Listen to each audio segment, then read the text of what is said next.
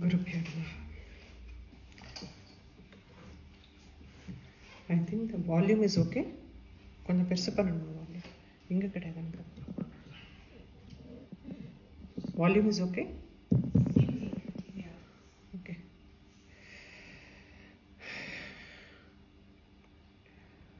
So last time we finished till 20, no? Yes. 20. Because it is halfway through actually. Each Shakti is emerging from the gods, one Shakti, and they have the same name, same abhushanam, and then all weapons same, and the vahanam is also same. We saw up to Narasimhi, Nrsimhacha. Okay. Now, the next one that comes, she's the last one to come from the gods. Okay. Vajrahasta tataiva indri. Vajrahasta tataiva indri. Vajrahasta tataiva indri. Gajarajo paristitha. Gajarajo paristitha. Gajarajo paristitha. Vajrahasta tataiva indri. Gajarajo paristitha. Vajrahasta tataiva indri. Gajarajo paristitha. Gajarajo paristitha. Okay? Not paristitha. Gajarajo paristitha. Okay? Vajrahasta tataiva indri. Gajarajo paristitha. Vajrahasta tataiva indri. Gajarajo paristitha. Vajrahasta tataiva indri. Gajarajo paristitha. Prapta sahasranayana. Prapta sahasranayana. Prapta sahasranayana. Yatha shakrastathaiva sa. Yatha shakrastathaiva sa. Yatha shakrastathaiva sa. Prapta sahasranayana. Yatha shakrastathaiva sa. Prapta sahasranayana. Yatha shakrastathaiva sa. Prapta sahasranayana. Yatha shakrastathaiva sa. Vajrahasta tataiva indri. Gajarajo paristitha. Prapta sahasranayana. Yatha shakrastathaiva sa. Vajrahasta tataiva indri. Gajarajo paristitha. Prapta sahasranayana.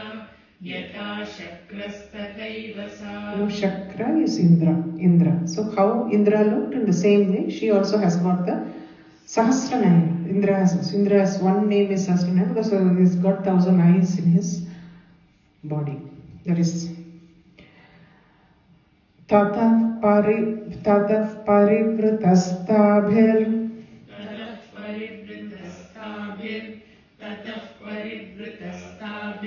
Ishano Deva Shaktibihi. Ishano Deva Shaktibihi. Ishano Deva Shaktibihi. All the Shaktis are surrounding Isha, Shiva. That is what. Tatah parivritastabhi. Tatah parivritastabhir. Ishano Deva Shaktibihi. Tatah parivritastabhir. Ishano Deva Shaktibihi. Tatah parivritastabhir. Ishano Deva Shaktibihi. Hanyantamasura shigram. Hanyantamasura shigram. Hanyantamasura shigram. Mama prityaha chandikam. Mama prityaha chandikam.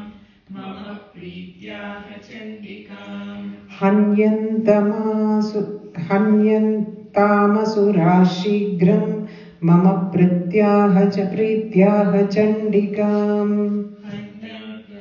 Hanyantamasura shighram mama prityah chandikam. Anyantamasura shighram mama prityah chandikam. Anyantamasura shighram mama prityah chandikam. Here Shiva is talking. Okay, Shiva surrounded by the Shaktis is making a comment like we have to satisfy, to gratify Chandika, we have to kill the Asuras. Okay, to gratify Chandika. He has been you have to understand that Shiva is just a bystander here, just watching everything. Yeah. I don't think that it is with the mic.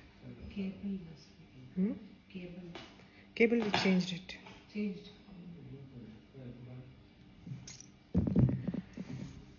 So he is like he is a bystander. He is making a comment now. So Chandika wants to prove that she is superior. So what happens now? You see.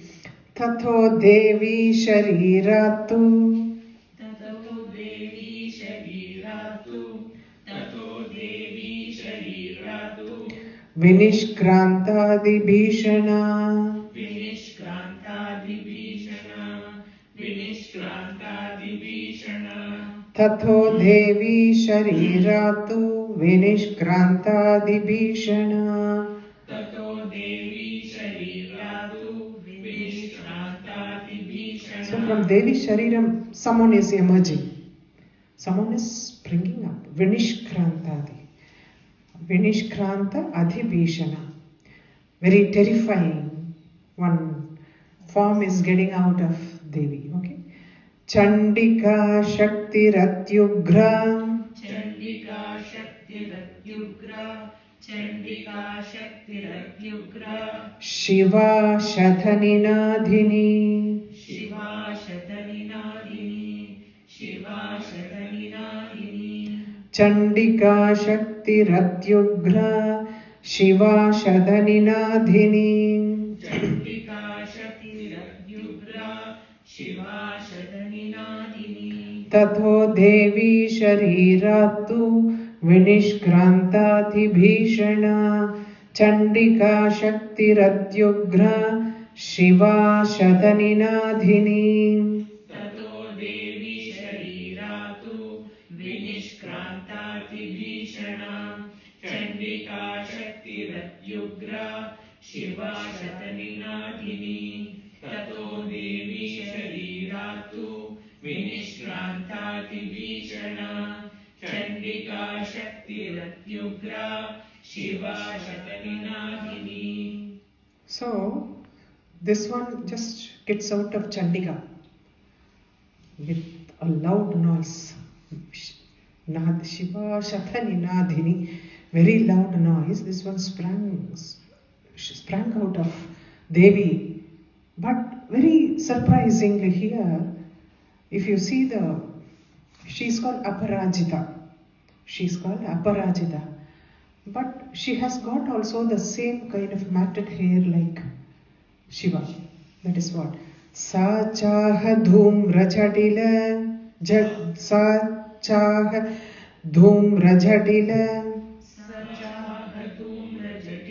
Jadilam actually Ishanam Abharajita. Sa chaha dhum rajadilam.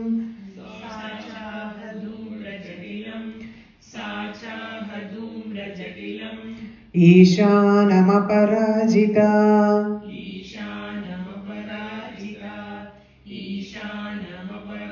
So like Shiva, she has also got matted hair. Dhumra Jadila, that is dark, smoking like Dhumra Jadila. Sacha Dhumra Jadila Ishanam Aparajita.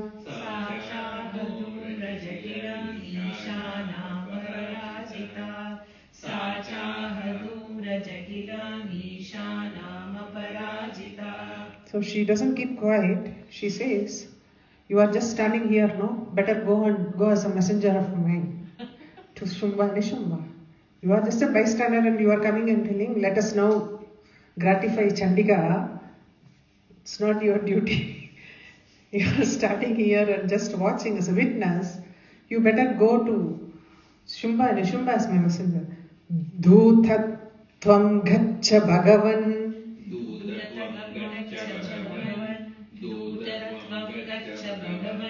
Parshvam Shumbha Nishumbayoh. Parshvam Shumbha Nishumbayoh. Parshvam Shumbha Nishumbayoh. Dhudatvam gaccha bhagavan. Parshvam Shumbha Nishumbayoh. Dhutatvam gaccha bhagavan. Parshvam Shumbha Nishumbayoh. Dhutatvam gaccha bhagavan. Parshvam Shumbha Nishumbayoh. Sacha dhumra jatilam ishanamaparajita. Dhutatvam gaccha bhagavan. Parshvam Shumbha Nishumbayoh. Sacha dhumra jatilam ishanamaparajita. Dhutatvam gaccha bhagavan. Parshvam Shumbha Nishumbayoh. Sacha dhumra jatilam ishanamaparajita. Dhutatvam gaccha bhagavan. Parshvam Shumbha Nishumbayoh. Bruhi Shumbham Nishumbham cha. Bruhi Shumbham Nishumbham cha. Bruhi Shumbham Nishumbham cha. Dhanavavati garvitau. Dhanavavati garvitau. Dhanavavati garvitau. Bruhi Shumbham Nishumbham cha. Dhanavavati garvitau. Bruhi Shumbham Nishumbham cha. Dhanavavati garvitau. Bruhi Shumbham Nishumbham cha. Dhanavavati garvitau. Ye chanye dhanavastatra. Ye chanye dhanavastatra. Ye chanye dhanavastatra. Yuddhaya samupastitaha. Yuddhaya samupastitaha. Yuddhaya samupastitaha. Ye chanye dhanavastatra. Yuddhaya samupastitaha. Ye chanye dhanavastatra. Yuddhaya samupastitaha. Ye chanye dhanavastatra. Yuddhaya Dhanavastatra. Ye chanye dhanavastatra. Yuddhaya samupastitaha. Ye chanye dhanavastatra. Yuddhaya samupastitaha. Bruhi Shumbham Nishumbham cha. Dhanavavati garvitau. Ye chanye dhanavastatra. Yuddhaya samupastitaha. Bruhi Shumbham Nishumbham cha. Dhanavavati garvitau. Ye chanye dhanavastatra. Yuddhaya samupastitaha. Bruhi Shumbham Nishumbham cha. Dhanavavati garvitau. Ye chanye dhanavastatra. Yuddhaya samupastitaha. Trailokyamindro labhatam. Trailokyamindro labhatam. Trailokyamindro labhatam. Devas santu havirbhujah. Deva santu havirbhujah. Deva santu havirbhujah. Trailokyamindro labhatam. Devas santu havirbhujah. Trailokyamindro labhatam. Deva santu havirbhujah. Trailokyamindro labhatam. Deva santu havirbhujah. So this is the message. You have to give back the kingdom, heaven, back to Indra, and let them take all the celestials partake those Havirbhuja, Havir, whatever is meant for them, given in the yam. What you have to do, you yam prayatha pathala. You go to Pathala Lokam if you want to save your lives. She says like that. If you want to save your life, Yathi Jividam Ichchata. If you want to save your life, better go to Pathala. Warning. So this is not a messenger. Yuyam prayatha pathalam. Yuyam prayatha patalam. Yuyam prayatha patalam. Yadi jivitumicchatha. Yadi jivitumicchatha. Yadi jivitumicchatha. Yuyam prayatha pathalam.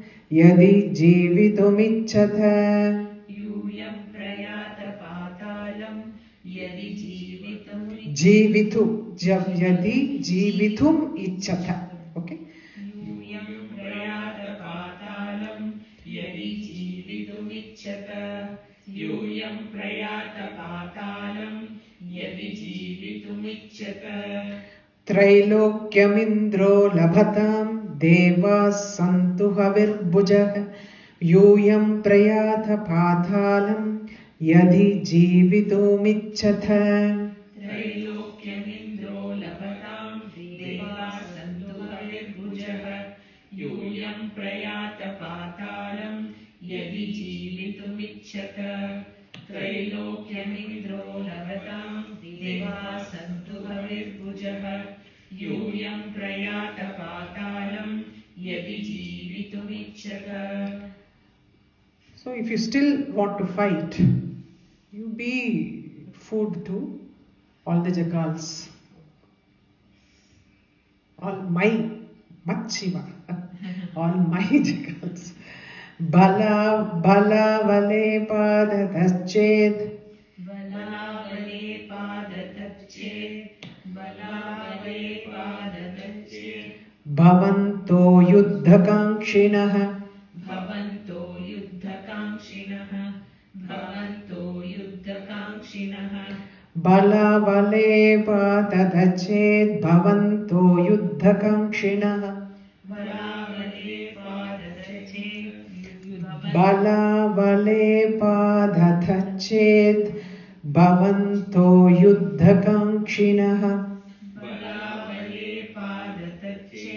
Bhavanto yuddhakangshinah. Repeat it. Bala vale padatached. Bhavanto yuddhakangshinah. Bala vale padatached. Bhavanto yuddhakangshinah. Bala vale padatached. Bhavanto yuddhakangshinah. So when you are splitting, chet is okay. Chet bhavanto yuddhakangshinah. If you still want to fight, come and fight to prove your prowess, then you be food to my jackals. Bala vale padatached. Bhavanto yuddhakangshinah. Bala vale padatached. Bhavanto yuddhakangshinah. Bala vale padatached. Bhavanto yuddhakangshinah. Tada gacchata trupyantu. Tada gacchata trupyantu. Tada gacchata trupyantu. Machchivav pishitena vaha. Machchivav pishitena vaha. Machchivav pishitena vaha. Mat Shiva. Mat Shiva. Shivalu is called jackals. Oh. Shivalu. No, it is not plain Shiva. Shiva. Mat Shiva. So, Mat Shivalu is jackals. Okay? So, she has just said, your flesh pishite navaha. Your flesh will be, it will satisfy my jackals. Satisfy, trupyantu. My jackals will get satisfied with your flesh. Tada gacchata trupyantu. Matsivav pishite navaha. Tada gacchata trupyantu. Machchivav pishitena vaha. Tada gacchata trupyantu. Machchivav pishitena vaha. Bala vale padatached. Bhavanto yuddhakangshinah. Tada gacchata trupyantu. Machchivav pishite navaha. Bala vale padatached. Bhavanto yuddhakangshinah. Tada gacchata trupyantu. मच्चिवापिशिते नवः बलाबले पादतचे भवन्तो युद्धकाङ्क्षिणः तदा गच्छत तृप्यन्तु मच्चिवापिशिते नवः यतो नियुक्तो दौत्येन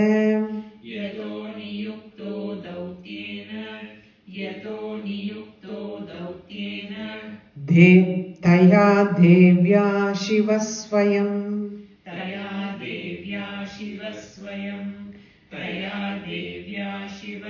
because she sent Shiva himself as a messenger, she is called Shiva Dhuti. She is known as Shiva Dhuti because she sends Shiva as messenger to Shubha and Shubha. Shiva Dhuti ti lokesmin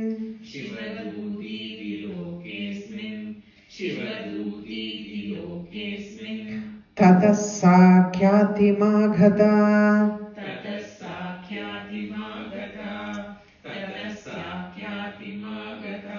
Here they have used Asmit Lokesmis Tata because that sandhi comes there. When you split it, we say Lokesmin, but as a sandhi, when you say it together, it is Lokesmis Tata. Okay? Shiva Dhuti ti lokesmis tata sakhyati maghata. Tata sakhyati maghata. Shiva Dhuti ti lokesmis tata sakhyati maghata. Yato niyukto dautyena taya devya shiva swayam. Shiva Dhuti ti lokesmis tata sakhyati maghata. Yato niyukto dautyena taya devya shiva swayam. Shiva Dhuti ti lokesmis tata sakhyati maghata. Yato niyukto dautyena taya devya shiva swayam. Shiva Dhuti ti lokesmis tata sakhyati maghata. We will repeat from where we stopped. Like, it is already 8. 8 is over. From 21 to 8, okay? I will also say recite with you guys, but you have to be loud. Louder than me. Vajrahasta tataivaindri gajarajo varistita prapta sahasranayana yada shakrastathaiva sa tatah parivritastabhirishano deva shaktibhihi hanyantamasura shighram mama prityaha chandikam tato devi shariratu vinishkrantadhibhishana chandika shaktiratyugra shivashadhanivadini sachaha dhumra jatilam ishanamaparajita dodatvam gaccha bhagavan pashvam shumbani shumbayoh ब्रूहि शुम्भं निशुम्भं च दानवावति गर्वितौ ये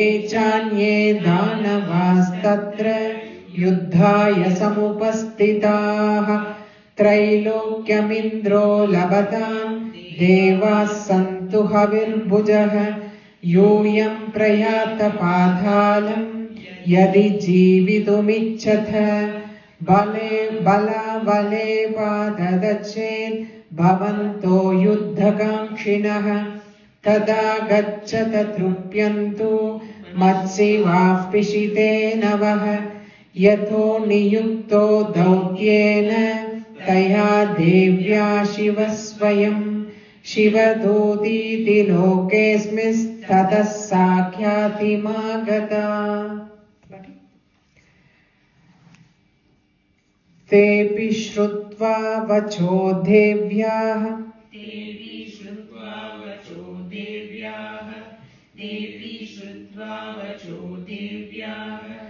शर्वाख्यातं महासुराः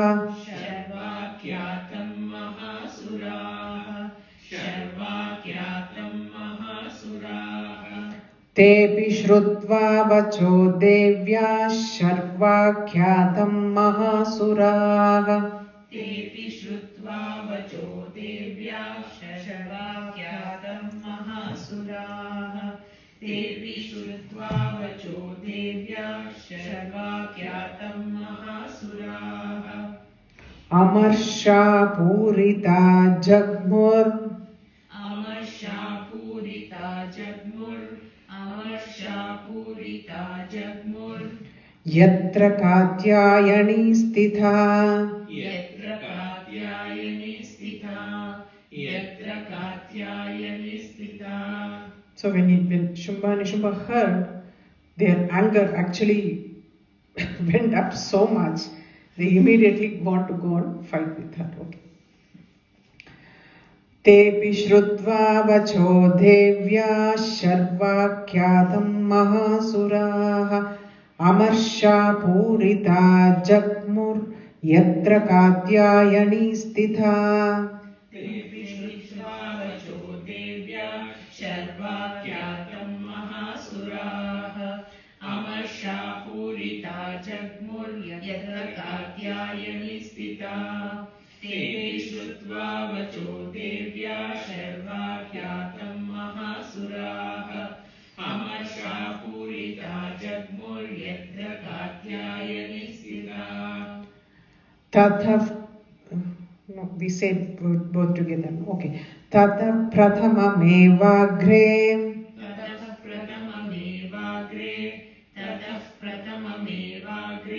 शरशक्त्युष्टिवृष्टिभिः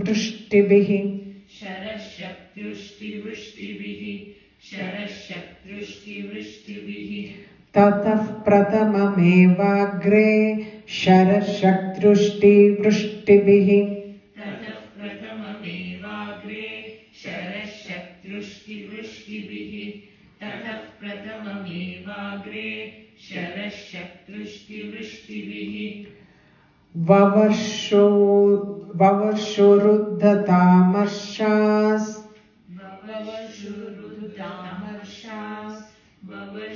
ववर्षोरुद्धतामस्ताम्. See, the thing is, one second. Vavar Devi Mamararayah. Okay, that Vavarshoruddhatamarshas.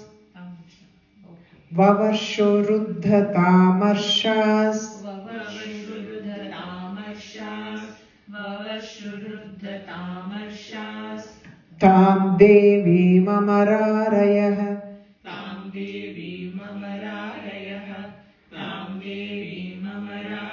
So they both are raining all arrows. That Shakti means the spear that they are holding. Everything they are raining at Devi and the gods, celestials, with the anger, because when they heard anybody will get anger, Shubha Nishubha, there is no nothing to tell. Vavarshoruddhatamarshastam Devi Mamararayah.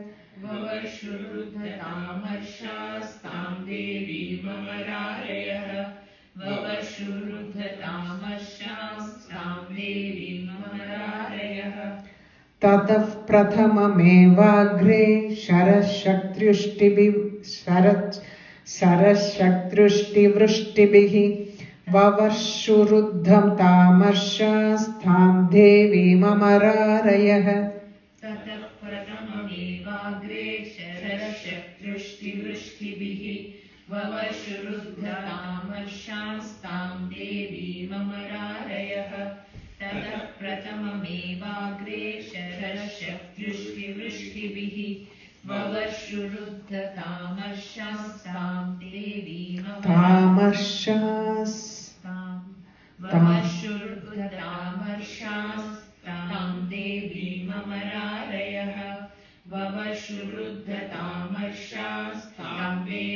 ममरारयः.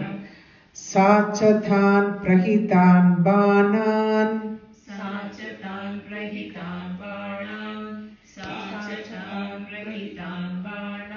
शूल शक्ति परश्वधान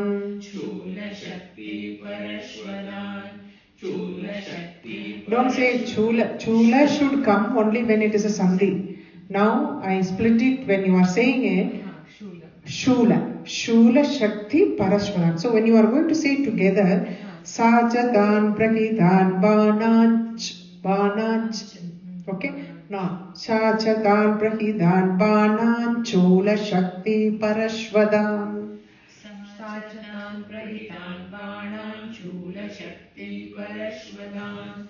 Sajadan Prahidan Banach Chula Shakti Parashvadan. Chichedalilayatmata Chichedalilayatmata Dhanurmuktairmaheshubhihi Dhanurmuktairmaheshubhihi. So all the weapons that are aimed at her, like sport with her arrows, that she broke them into pieces. Everything got destroyed. Chichedalilayatmata Dhanur Muktair Maheshubhihi. Chichedalilayatmata Dhanur Muktairmaheshubhihi. Lilayatmata Lilayatmata Chichedalilayatmata Dhanur Muktair Maheshubhihi. Dhanurmuktairmaheshubhihi. Dhanurmuktairmaheshubhihi. Chichedalilayatmata. Say it. When you are saying it, concentrate on that.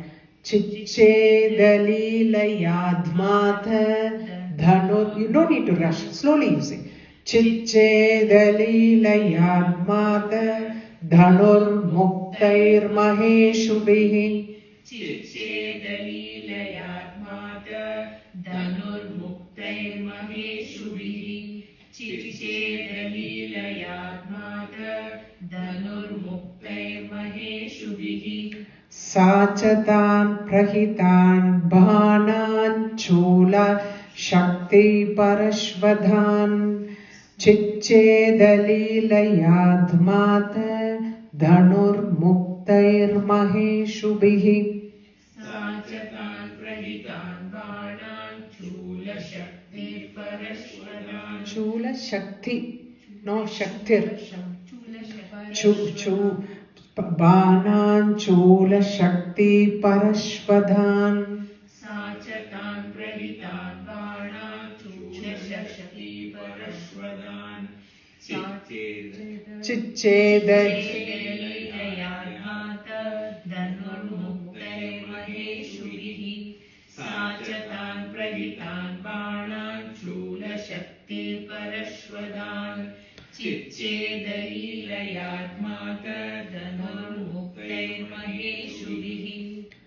Tasyagratastatha Kali.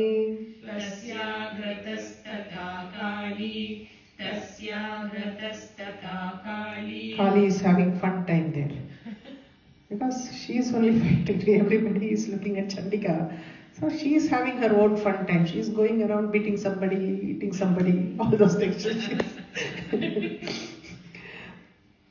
Tasyagratastatha Kali.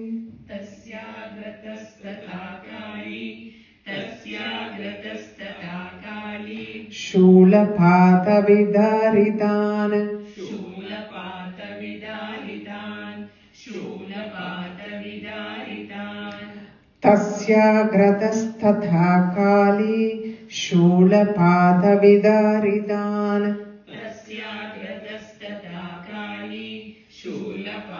Vidaritan. Tasyagratastatha Kali Shulapata Vidaritan. Katvangapotitamschari. Katvangapotitamschari.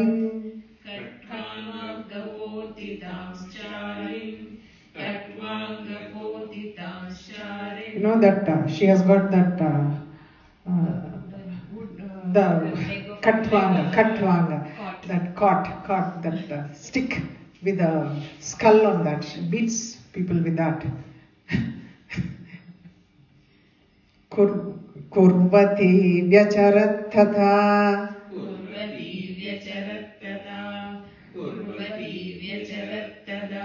Katvanga tamschareen kurvati vyacharat tatha.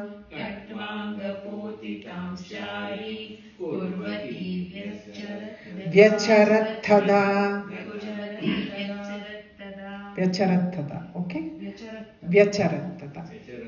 Yeah. So we'll say the two lines together. Tasyagradathatha kali shulapata vidharidan katvangabodhitamschareen kurvati vyacharatthada.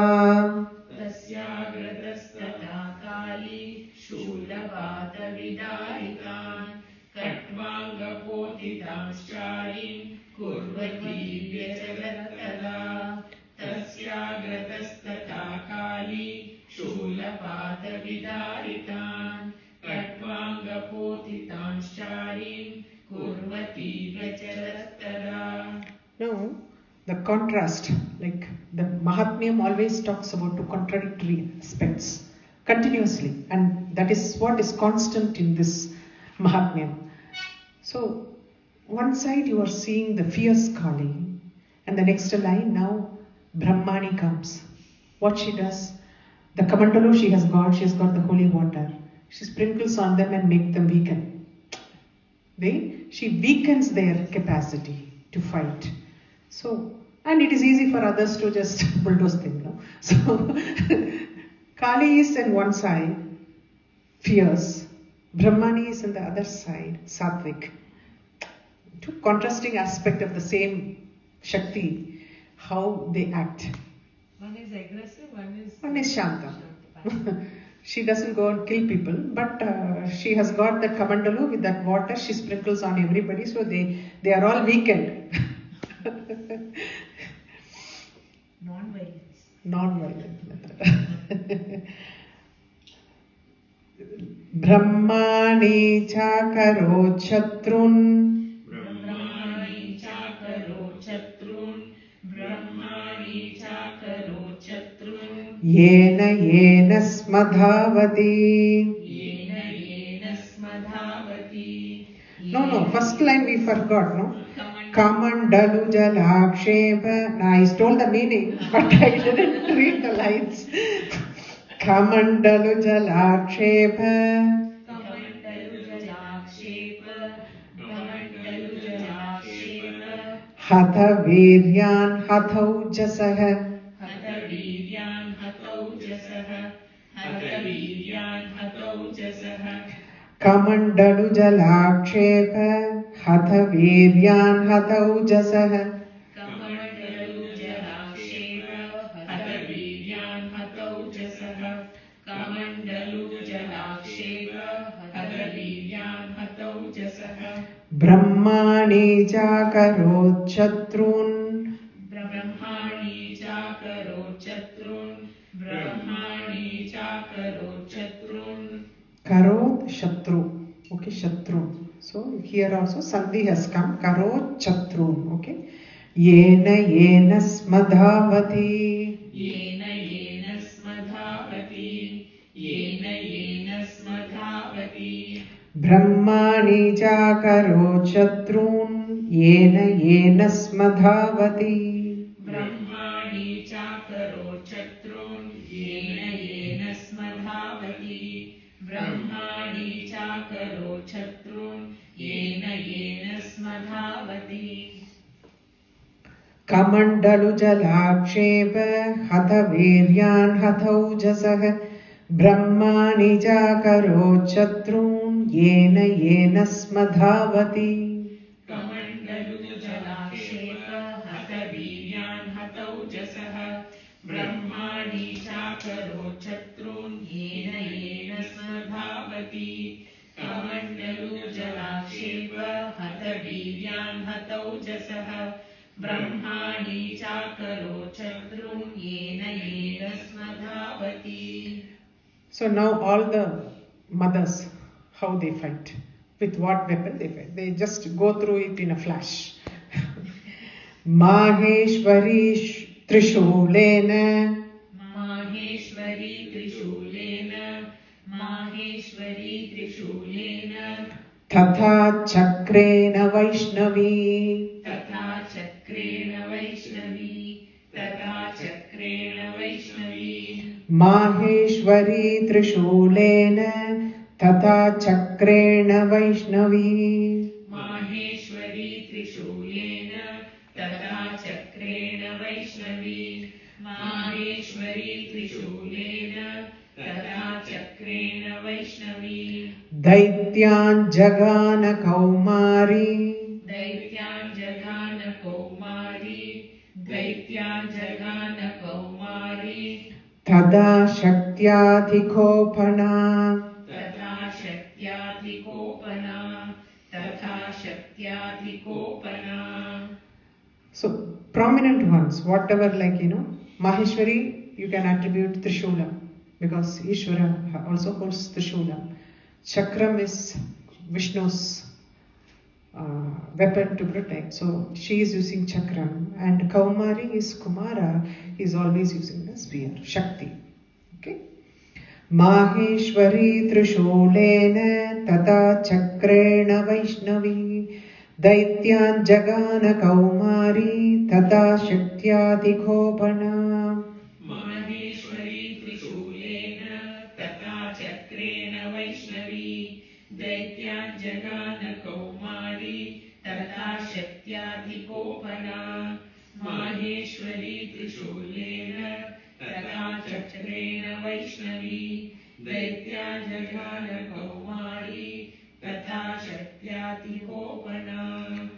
Aindri Kulishapatena. Aindri Kulishapatena. Aindri Kulisha here is the thunderbolt that Indra is holding, no? Vajrayutam. Kulisham. It is also called Kulisham. You have to attribute whatever is the ayudam that the male aspect has. The same thing they fight with. Aindri Kulishapatena. Aindri Kulishapatena. Aindri Kulishapatena. Shatasho Daityadhanavaha. Shatasho Daityadhanavaha. Shatasho Daityadhanavaha. Aindri Kulishapatena. Shatasho Daityadhanavaha. Aindri Kulishapatena. Shatasho Daityadhanavaha. Aindri Kulishapatena. Shatasho Daityadhanavaha. Petur Vidaritah Prithvyam. Petur Vidarita Prithvyam. Petur Vidarita Prithvyam. Rudirauga Pravarshinaha. Rudirauga Pravashinaha. Rudirauga Pravashinaha. So, because there are so many asuras being killed, the blood is running like water on the earth, Prithvi. Okay. Petur Vidaritah Prithvyam Rudirauga Pravarshinaha. Petur Vidarita Prithvyam. Rudirauga Pravashinaha. Petur Vidarita Prithvyam. Rudirauga Pravashinaha. Aindri Kulishapatena Shatasho Daityadhanavaha. Petur Vidaritah Prithvyam Rudirauga Pravarshinaha. Aindri Kulishapatena Shatasho Daityadhanavaha. Petur Vidarita Prithvyam. Rudirauga Pravashinaha. Aindri Kulishapatena Shatasho Daityadhanavaha. Petur Vidarita Prithvyam. Rudirauga Pravashinaha. Now we will say this from 29. Tepi Shrutva Vacho Devya. Say it along with me. Tepi Shrutva Vacho Devya Sharva Kyatam Mahasuraha. अमर्षा पूरिता जग्मुर्यत्र Katyayani स्थिता ततः प्रथममेवाग्रे सरच्छत्रुष्टिवृष्टिभिः ववर्षुरुद्धतामर्षास्तां देवीममरारयः सा च तान् प्रहितान् बाणान् चूलशक्ति परश्वधान् चिच्चेदलीलयाद्मात धनुर्मुक्तैर्महेषुभिः तस्याग्रदस्तथा काली शूलपादविदारितान् खट्वाङ्गपोतितांश्चारीन् कुर्वती व्यचरत्तदा कमण्डलुजलाक्षेप हतवीर्यान् हतौजसः ब्रह्माणि चाकरोच्चत्रुन् येन स्म धावति माहेश्वरी त्रिशूलेन तथा चक्रेण वैष्णवी दैत्यान् जगान कौमारी तथा शक्त्यातिकोपना ऐन्द्री कुलिशपातेन शतशो दैत्यदानवाः पेतुर्विदारिताः पृथ्व्यां रुधिरौघप्रवर्षिणः.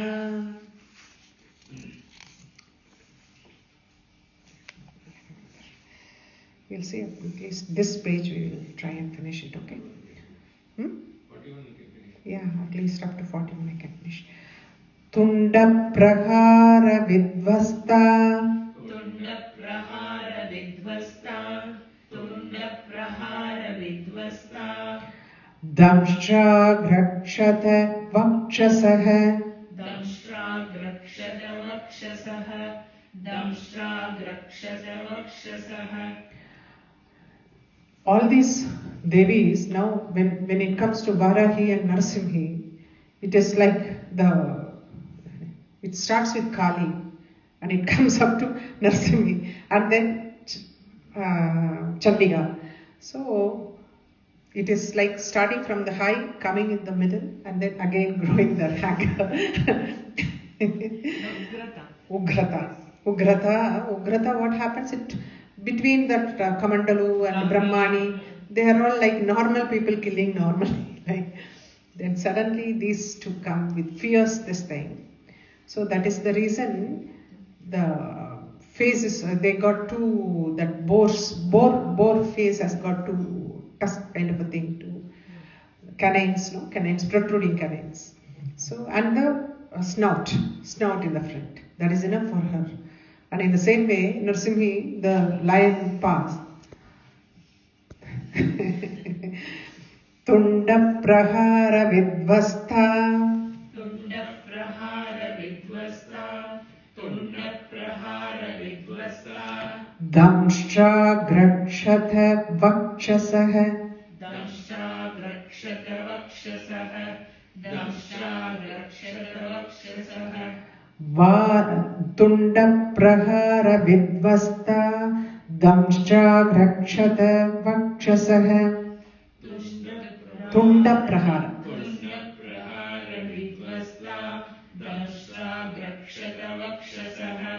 Tunda prahara vidvasta. Damshra grakshata vakshasah. Damshra grakshata vakshasah. Damshra grakshata vakshasah.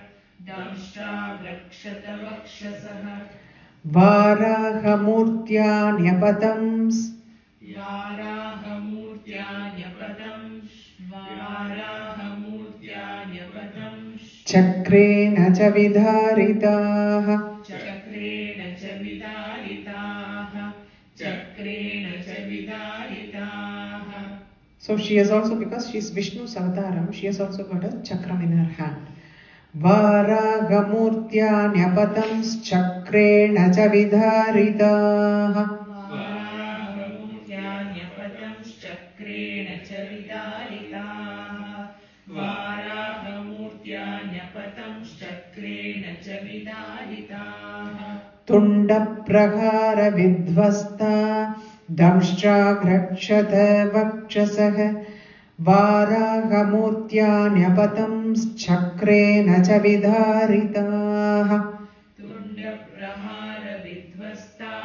Damshra grakshata रक्षतवक्षसः वाराहमूर्त्यान्यपतश्चक्रेण च विदारिताः तुण्डप्रहारविध्वस्ता दंशाद्रक्षतवक्षसः वाराहमूर्त्यान्यपतश्चक्रेण च विदारिताः नखैर्विदारितांश्चान्यान् नखैर्विदारिताश्चान्यान् भक्षयन्ति महासुरान् भक्षयन्ति महासुरान् नखैर्विदारितांश्चान्यान् भक्षयन्ति महासुरान् भक्षयन्ति महासुरान् So she's having her snacks also in between, like Bhakshayanti. She's eating. Narasimhi is not only tearing people apart, tearing the asuras apart, and she is also Bhakshayanti. Nakhairvidharitamschanyan Bhakshayanti Mahasuran. नखैर्विदारिताश्चान्यान् भक्षयन्ति महासुरान् नखैर्विदारिताश्चान्यान् भक्षयन्ति महासुरान् Narasimhi Chacharajau. Narasimhi चचाराजौ Nada Purnadigambara. Nada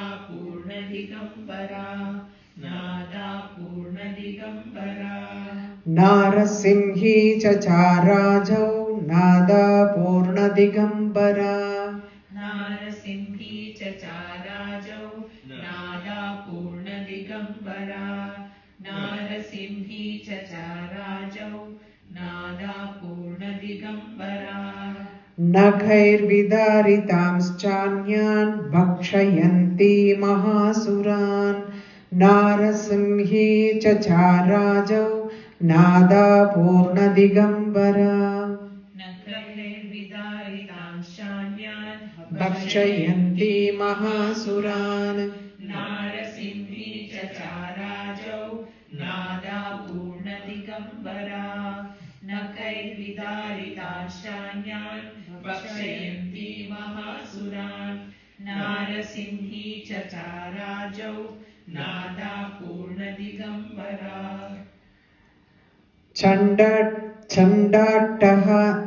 Chandatah Sairasura.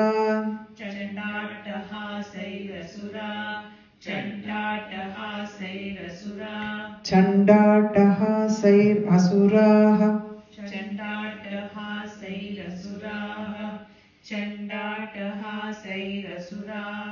Shivadhutya Vidhushitaः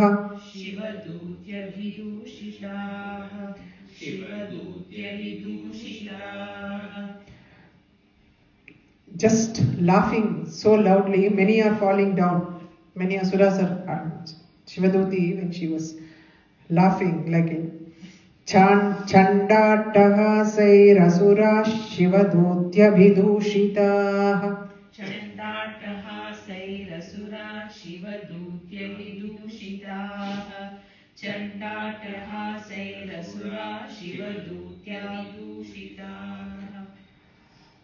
Petuh Prathuvyam Petuh Prathuvyam Patitams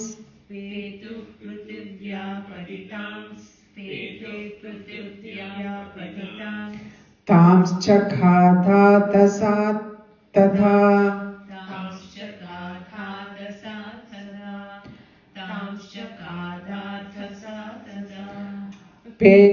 Yes? Tams Chakhatha Tams Chakhatha Sayada. See, Petur Prathuvyam Patitams Tams Chakhatha Sathada. Sathada. Okay? It is split like that. Okay? Tams Chakhatha Tams second kha. Tamshakhadathat Sa tada. Okay. There only they fell down. They heard her roaring laughter and they fell down on the floor, on the earth. Pretuv prativyam patitam stamschakhatata sa tada. Petuh prithvyam patitam stamschakhatata sa tada. Petuh prithvyam patitam stamschakhatata sa tada. Chandattahasayirasura shivadhutya vidhushitaha. Petuh prativyam patitam stamschakhatata sa tada. Chandattahasayirasura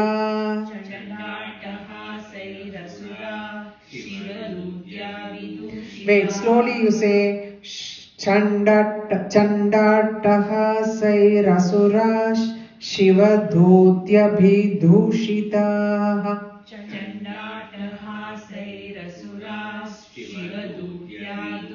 Dhutyabhi Shivadhutyabhi dushitaha.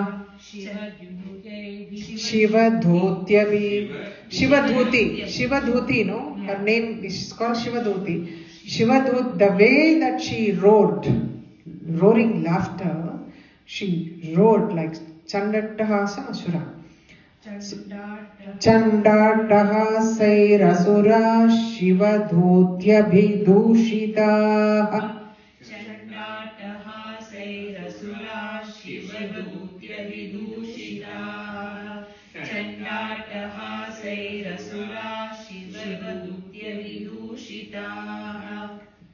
This, like, a lot of words are coined together. That is the reason you are finding it away. But they are all regular words, but they are together, they are put together. Petuh prativyam patitam stam chakhadat sayat tadha. Petuh prithvyam patitam stam chakhadat satada. Petuh prithvyam patitam stam chakhadat satada. Chandattahasayirasura shivadhutyabhidushitaha. Petuh prativyam patitam stam chakhatat sathadam. Chandattahasayirasura shivadhutyabhidushitaha. Petuh prithvyam patitam stam chakhatat satada. Chandattahasayirasura shivadhutyabhidushitaha. Petuh prithvyam patitam stam chakhatat satada. Iti matruganam kruddham. Iti matruganam kruddham. Iti matruganam kruddham. Mardhayantam mahasuran. Mardhayantam mahasuran. Mardhayantam mahasuran. Asura, the Shumba Nishumba, they see the havoc these Matruganas, the Shabda Matrugas, they create, the havoc they create in the battlefield. Okay. Iti Matruganam Kruddham Mardhayantam mahasuran. Iti matruganam kruddham mardhayantam mahasuran. Iti matruganam kruddham mardhayantam mahasuran. Next word I will split and tell and then we will recite, okay? Drishtva payer, Drishtva payer, Drishtva payer, Vividair, Neshur Devari Sainikaha. Devari Sainik. Drishtva payer, Vividair, Neshur Devari Sainikaha. That is what, okay? Drishtva Vyupayair Vibudair. Drishtva vyupayair vividhair. Drishtva vyupayair vividhair. Neshur Devari Sainikaha. Neshur Devari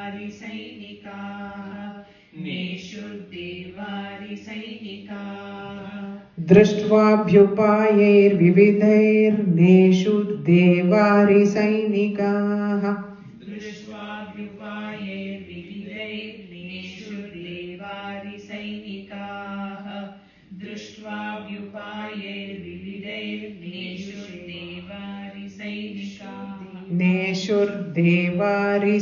Mark it wherever, like, wherever you have to take a break, you just mark it like Drishtvaabhyupayer Vividhair Neshu Devari Sainikaha. Drishtvaabhyupayer Vividhair Neshur Devari Neshur Sainik. Very good. Yeah, you got it now. You want to say it? Hello?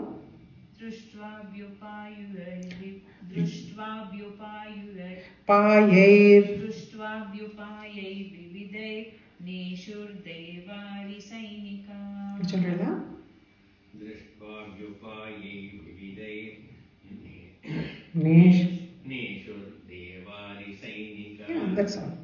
Iti matruganam kruddham mardayantam mahasuran Drishtvaabhyupayer Vividhair Neshur Devari Sainikaha. Iti matruganam kruddham mardayantam mahasuran Drishtvaabhyupayer Vividhair Neshur Devari Sainikaha Drishtvaabhyupayer Vividhair Neshur Devari Sainikaha. Very good, you got it. Palayana paran drishtva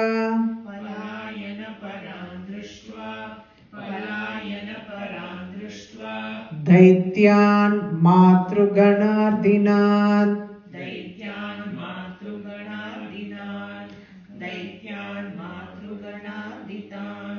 Palayana paran drishtva Daityan matruganarditan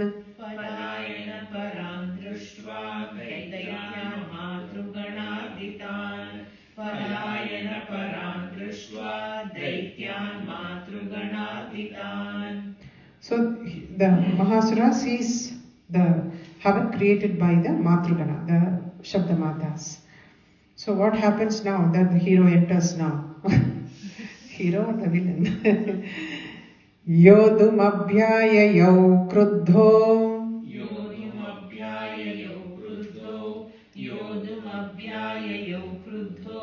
Rakta bijo mahasuraha.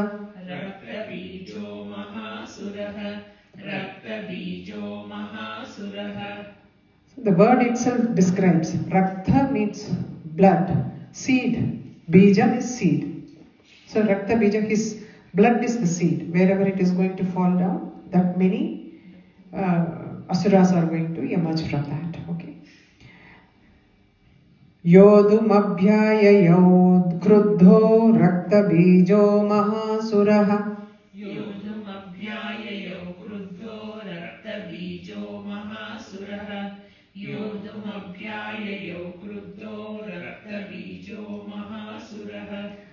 Palayana paran drishtva daityan matruganarditan Yodum abhyayayau kruddho Rakta bijo mahasuraha.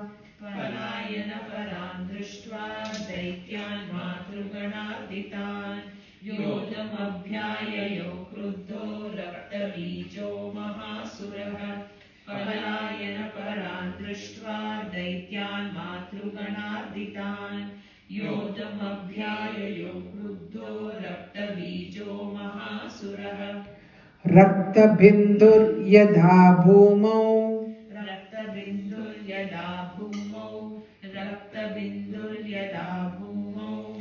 Padatyasya shariratah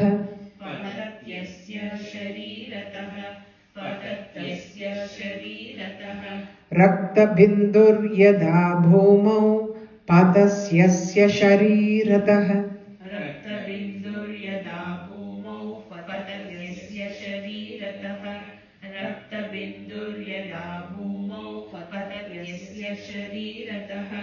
Samutpadati medinyam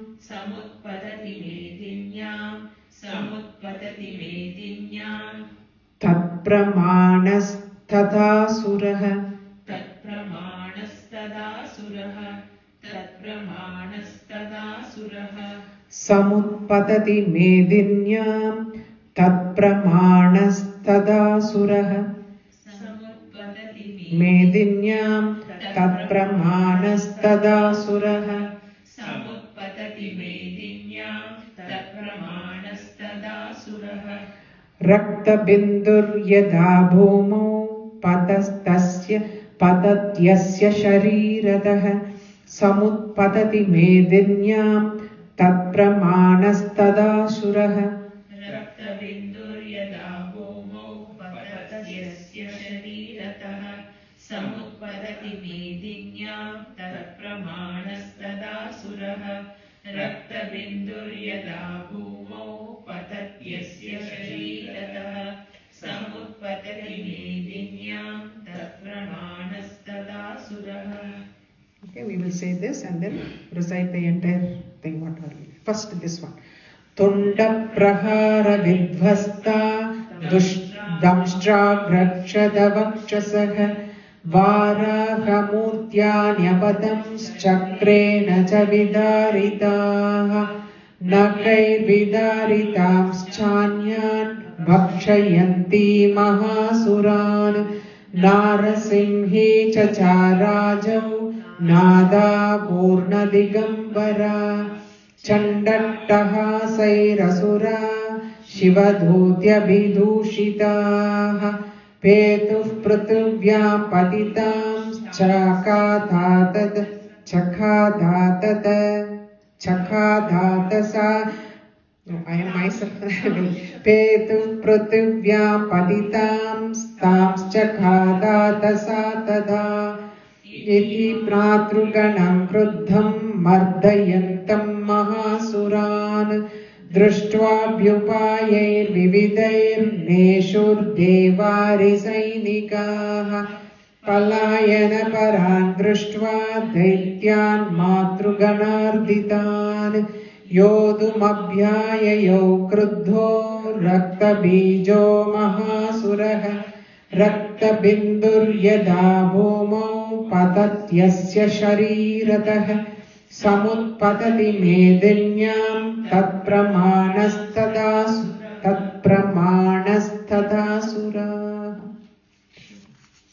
surah because a lot of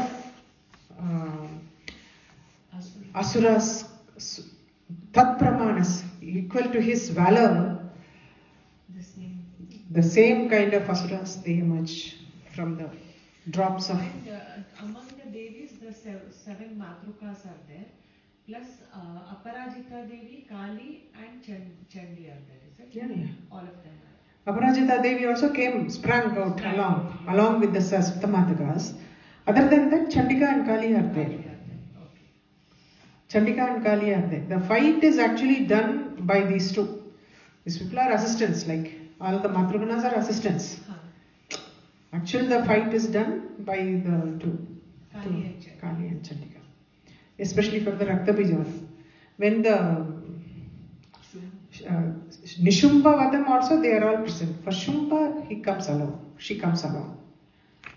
That is what the concept is very, very interesting as we proceed. Like, why they are always set together. I will explain it when we come to the chapter. Like, what is the reason that they are mentioned together? So it's all interesting, like how so many things happen within us, and more than anything, when you go in a wrong way, for us in general, you see, like if you take a wrong path, and if you want to redeem ourselves from the path, the price you pay is very painful. That is what it is.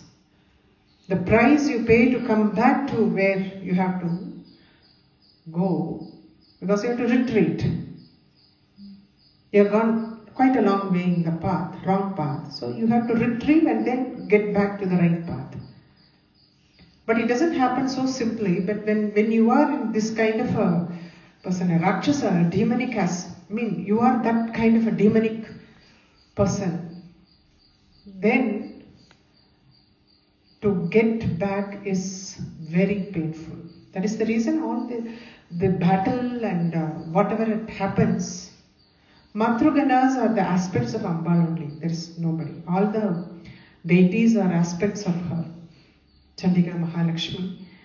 It's all whether Brahma, Vishnu, Shiva, everybody. She is considered to be the Adi Shakti. Chandika Mahalakshmi is considered to be Adi Shakti. So from her only emerge everyone else. They are nothing but her aspects.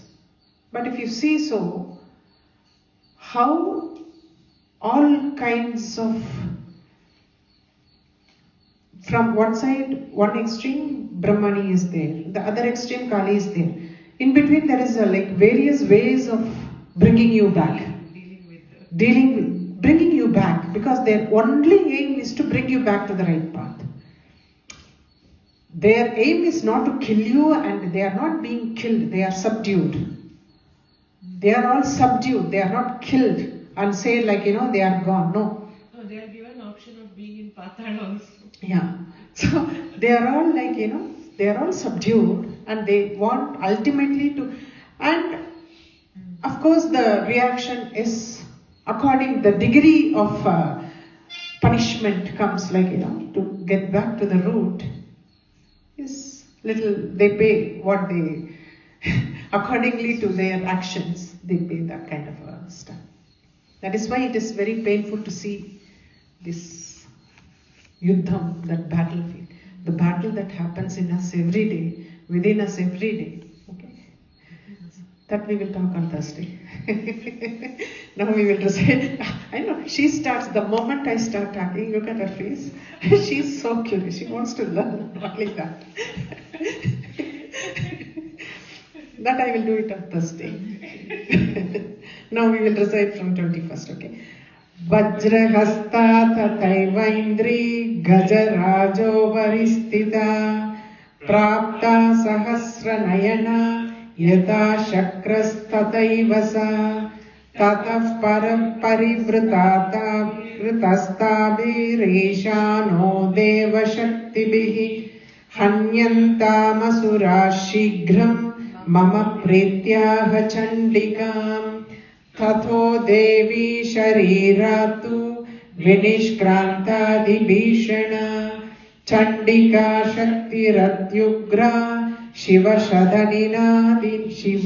shadhaninadini sachaga dhumra jadila mesha nama parajita dudatvam gaccha bhagavan parshvam shumba nishumbayoh brūhi shumbam nishumbam cha dhanavavati garvitau echanye dhanavastatra yuddhaya samupastitah trailokyamindro labhatam devas santu havirbhujah yūyam prayata pātālam yadi jīvitumicchata balabale patadachet bhavanto yuddhakamshinah tada gacchata trupyantu macchivah pishitenavah yato niyukto dautyena